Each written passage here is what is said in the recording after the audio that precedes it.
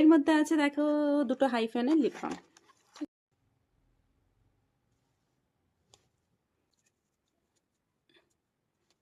তো সবার প্রথমে অ্যাপ্লাই করবো আমি এটা মার্শমেলো।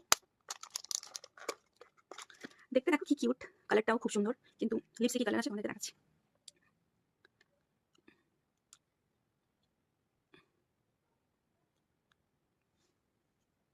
তো এটা হচ্ছে মার্শমেলো মানে কালার মানে টিন্ট, যেটা দেখো এতটাই।